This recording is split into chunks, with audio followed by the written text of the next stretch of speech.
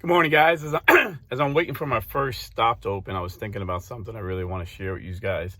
So I remember a story from years ago. Chuck Colson, the late Chuck Colson, founder of Prison Fellowship. If you're not familiar with him, great story. He was one of two guys that didn't sell out, Richard Nixon, and he actually went to prison for Watergate. Became a devout Christian in prison, and started Prison Fellowship, which ministers to prisoners. So his organization did something new. They convinced a warden to allow them to come in a week before Mother's Day one year and provide crafts and paper for the inmates to make gifts and Mother's Day cards for their mothers. And the warden was so impressed. He said he never seen morale ever better. Every single 100% of the prisoners got involved, came out. Some of these guys were very artistic. I mean, they made some beautiful cards. Some of these guys were really crafty, made like nice little birdhouses, all different kinds of stuff, And they were laughing and joking. The volunteers from Prison Fellowship said they were all recounting stories of how much they loved their moms and talking about how great their moms was and the hell they put them through and they wish they didn't. And they all had fond memories of their mamas. So it was such a success that the warden said, let's do this for Father's Day. So they did the same thing for Father's Day, but to everyone's surprise, they had zero. Listen to me, zero participants. Not one inmate got out of his cell. And you would think he just wanted to get out of his cell, just to get out of his cell. They were going to give him a couple hours to get out of their cell and have free time. And they had zero inmates come out and make a present for their father. And when the volunteers from Prison Fellowship went around asking the inmates why they didn't want to do it, every single one of them, 100%, said either they didn't know their dads or they hated their dads. Their dads abandoned them when they were young. Fathers are needed. This may not be politically correct, but God made the family unit to include a mother and a father. And so it did not surprised me when our great conservative Catholic governor, Ron Desantis of Florida, signed a bill last week allocating like $70 million to start a program to support fatherhood, to provide resources and encouragement for fathers to stay and not abandon their families. And former Hall of Fame coach, one of the greatest coaches of my time, Tony Dungy, was up on the stage, and he was part of this. He supported this bill. He encouraged Ron DeSantis that we have to take this serious. So it's also no surprise to me that the left attacked Tony Dungy and actually are calling him racist, which is ironic but not surprising because this is how the left does it. But what's kind of funny is, if you're not familiar with Tony Dungy, he's black. I think he was like the first black coach to win a Super Bowl, if I'm not mistaken. But Tony Dungy is also a devout Christian. And he started a program called All Pro Dads. It's a ministry that even though he's a Protestant Christian, I'd recommend supporting this ministry, All Pro Dad. I actually went on it and got some good advice. It's good advice for dads. But he said he started All Pro Dads because he got involved with prison ministry at one point. And he said the first time he went to a prison to speak and meet the prisoners, he was shocked. He was expecting, a bunch of older guys. And he said most of the prisoners were like 18, 19, 20, 21. And a lot of these guys are going to spend most of their lives in jail. And he was just so burdened by this. He was just so disturbed. And when he was driving home, he was talking to the chaplain that brought him there, and he's like, what is it? Is it socioeconomic? Is it these guys just don't have opportunity? Is it education? What do they need? And the guy told him it comes down to fathers. 95% of those prisoners didn't have a father around growing up.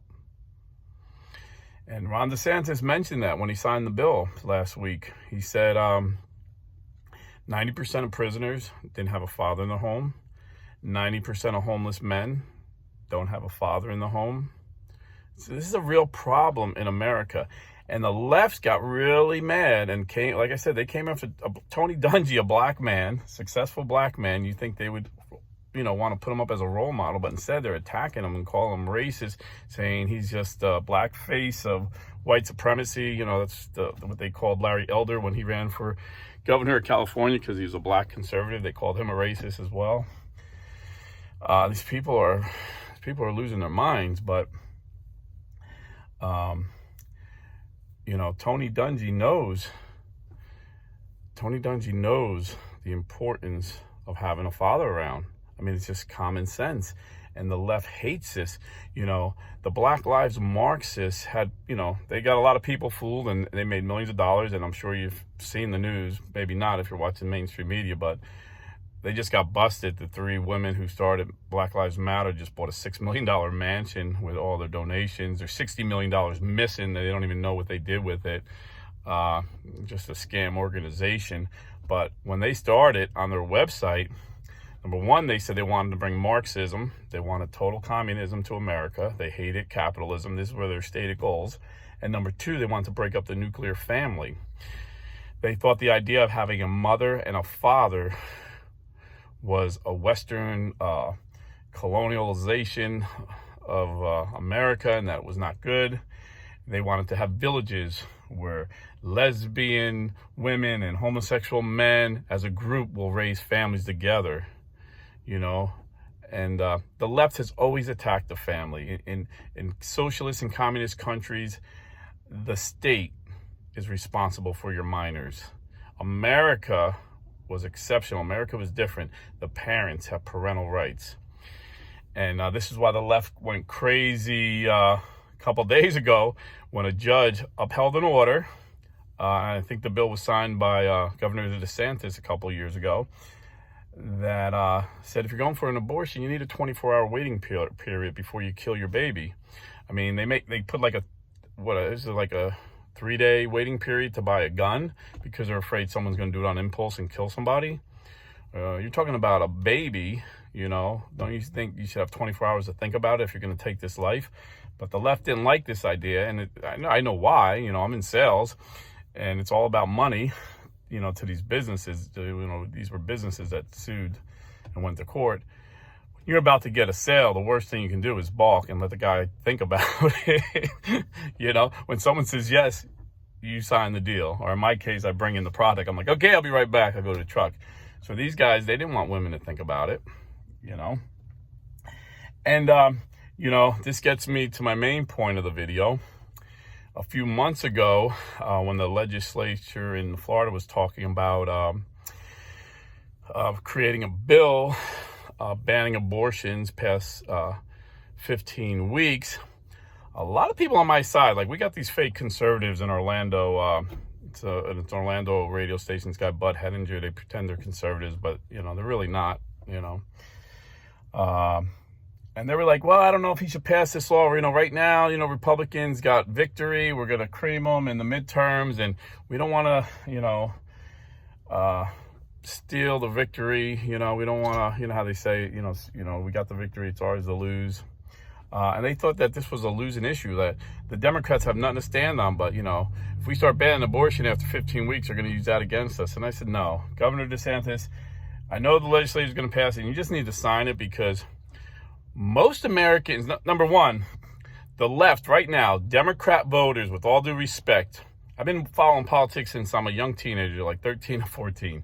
Right now in America, you would think with the age of information that this couldn't be possible. But I'm telling you, because I debate people, I engage people, I dialogue with people that disagree with me every day, literally. And I'm telling you, Democrat voters today in America are the least informed people. They are very ill-informed. I mean, most Democrats think it's already against the law to abort a baby 4 months old in the womb. They've seen ultrasounds. You don't have to be a biologist to know there's a baby in there. Have you ever seen an ultrasound at 16 weeks? That's a baby. And that's what we're talking about. And I told Desantis in a video, I'm like, sign it, because America has the most extreme abortion laws in the world. Out of 195 countries in the world, there's only 6 of us that allow abortion past 12 weeks, never mind 15. And 3 of them are communist China, communist North Korea, and communist Vietnam. The other 3 are us and I think the Netherlands and Britain. But the Netherlands and Britain's, they're not even as liberal as New York and California, Connecticut, New Jersey, where they allow abortion through the 9th month for any reason. Any reason. Most people don't know this. I remember when I had a Facebook, I put it up on my Facebook, and have a liberal relative in New Jersey who said that's a lie. Abortion isn't allowed through the 9th month anywhere. And my son, who happens to be a lawyer, put up all the statutes, whatever, all the laws for all the states that allow abortion through the 9th month. And everyone was run by Democrats. So, so yesterday in a little church right up the road from my house, our great Catholic governor, Ron DeSantis, signed a bill banning abortions after 15 weeks.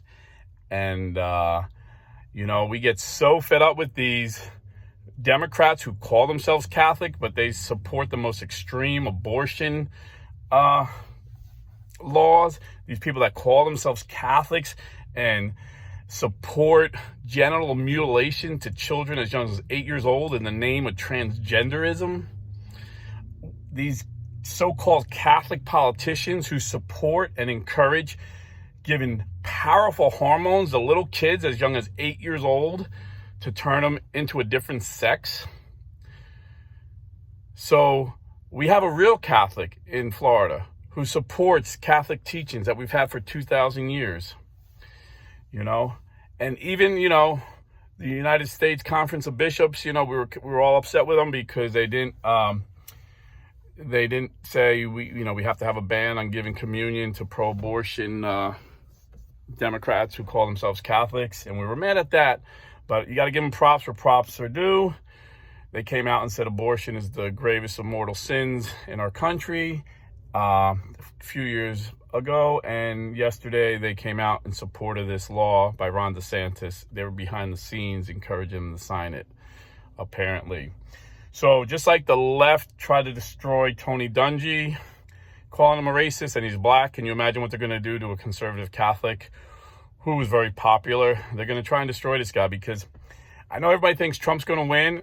Trump's going to run again, and if he does, it's, he'll be our nominee, no doubt. But my political instinct says he's not. I don't know. I could be wrong. I'm just thinking he's not going to run.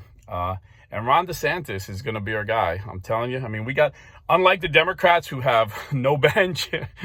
I mean, even their star player, Joe Biden, is no good, but they have nobody. Who are they going to, right now, the favorite is Buttigieg, a guy who took longer maternity leave than most American career women in the middle of a crisis in his department, the supply chain crisis he's control over. He took 4-month maternity leave because him and his husband adopted 2 kids.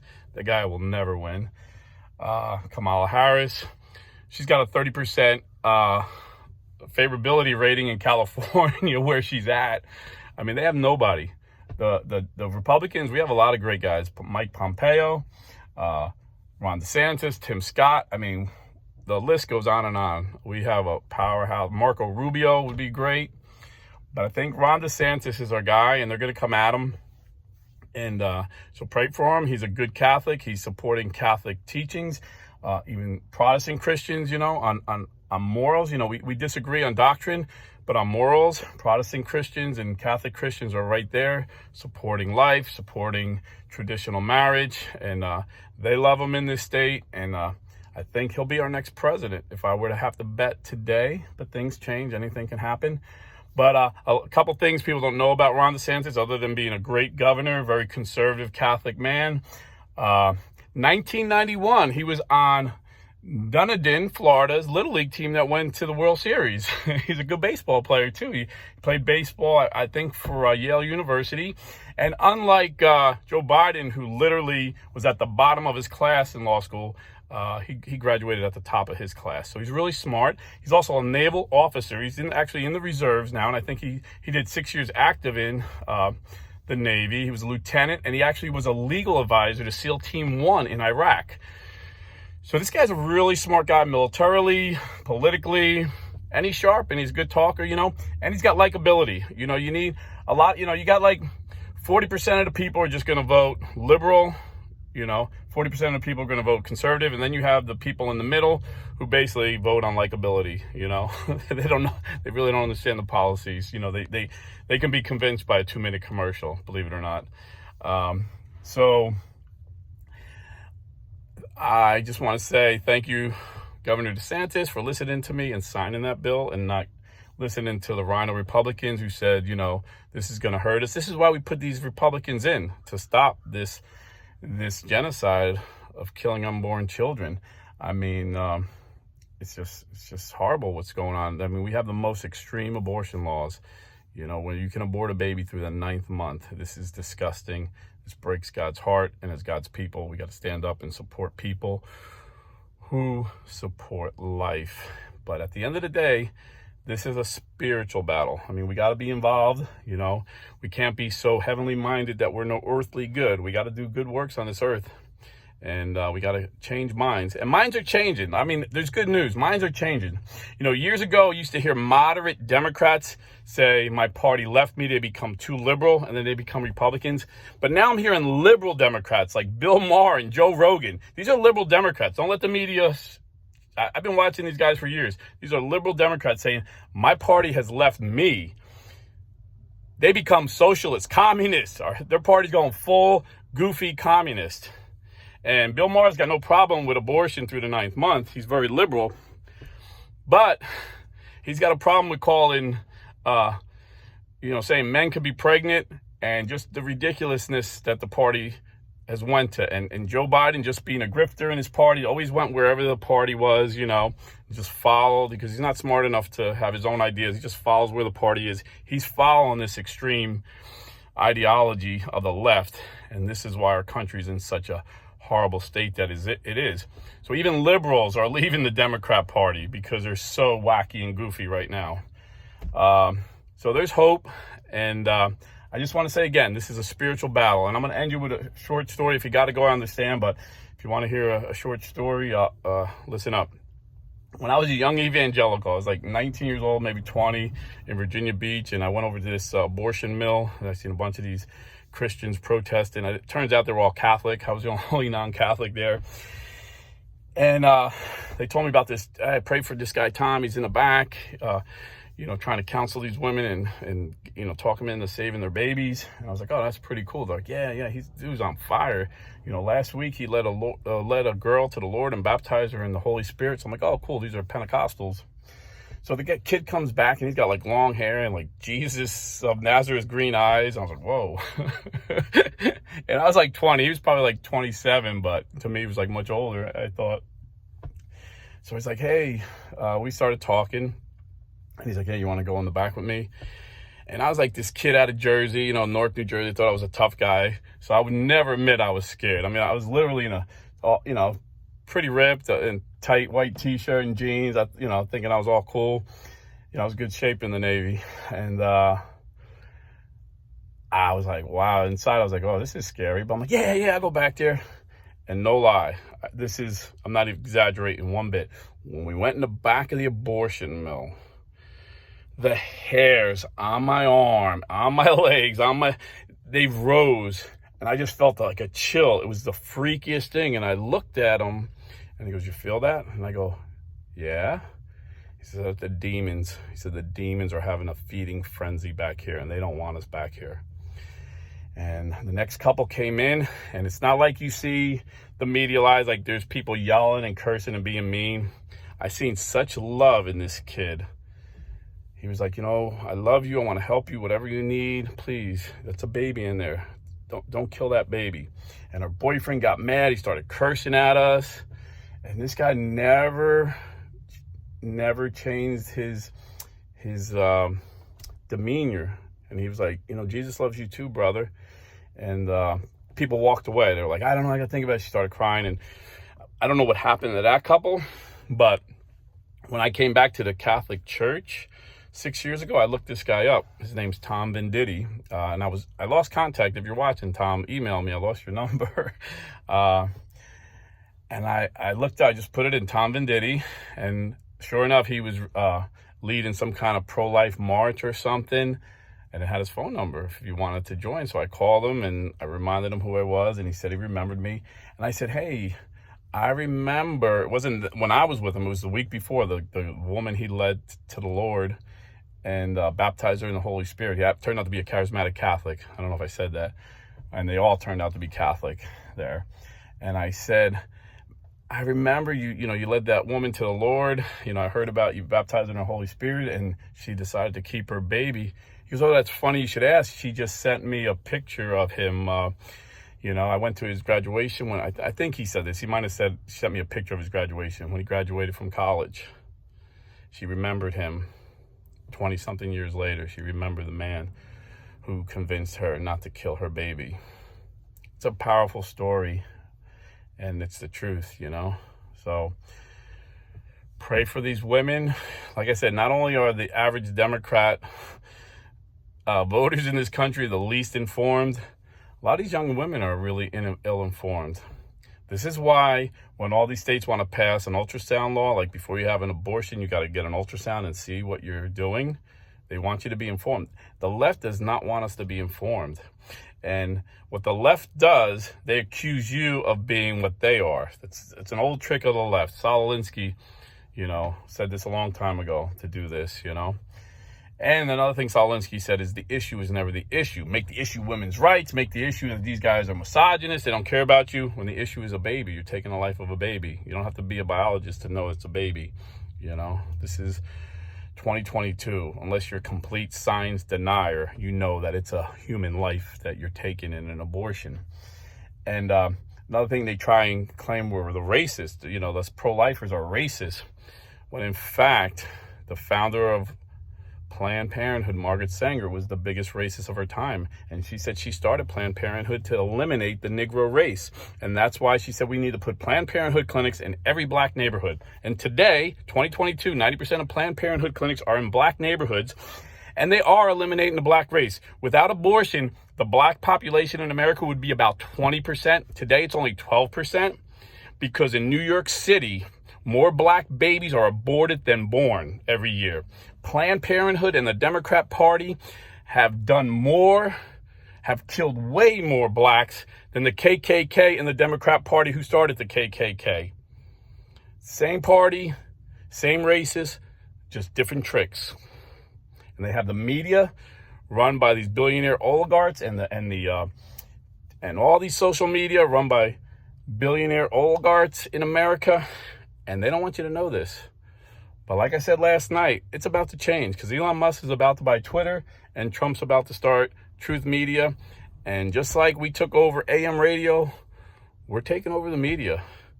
And we'll allow them to talk. We want people to hear their stupid ideas. They don't want us to talk. They don't want our ideas heard. So God bless America and stay Catholic.